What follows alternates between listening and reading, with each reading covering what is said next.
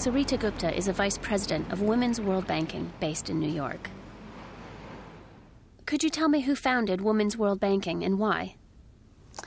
The idea behind Women's World Banking came out in a meeting that was held in Mexico in 1975.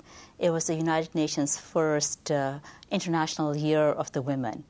And really they were gathering women from around the world to discuss women and human rights. And there was a small group that started to think if we could work on only one issue, because they were discussing domestic violence, economic access, education, the whole plethora of human rights. So if we could only discuss one issue, sort of focus on one issue, put all our energies behind it, what would that be? What would be that catalyst? And they decided that it would be economic independence for women, so that if a woman has the access to financial independence, then she can choose and she can have greater access to education, opportunity, well-being. And that's where the idea came about, and Women's World Banking was really set up. The first mission was to give women all over the world a greater access to the economies in their own countries.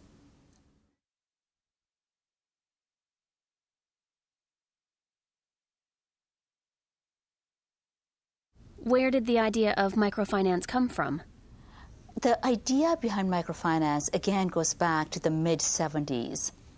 There had been, by that time, several decades of what we call the Western world giving massive amounts of aid to the developing world, and a realization that a lot of it was not working. There were still many people who were left poor.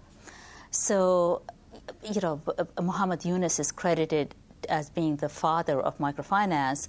He's an economist living in Bangladesh, a very poor country. And he looked around and he said, what is it that the poor lack? What is it that they need? And the answer is obvious. They need money. And all of us, in order to get started, have had access to credit. So the poor can't get access to credit. They can't go to relatives to borrow, because generally the relatives are as poor as they themselves are. And they certainly cannot go into a bank and borrow because they have no collateral. How did Dr. Yunus solve these problems?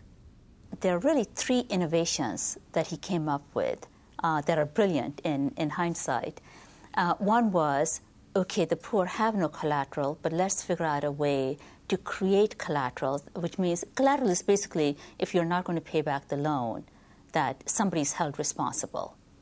So he came up with a lending methodology where there was a group of peers that were given the loan, and they would be lending to each other, and the group held each member accountable for paying back. The second innovation that he came up with is that it is very difficult for the poor to gather a lump sum to pay back a loan.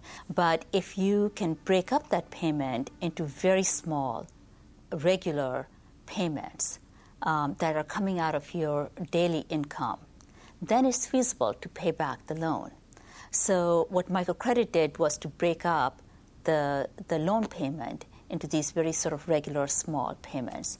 And the third was really an incentive system that the poor were not encouraged to borrow a large amount. They only borrowed what they could use in their business and then pay back. And if they paid back successfully, then they were eligible for a larger loan.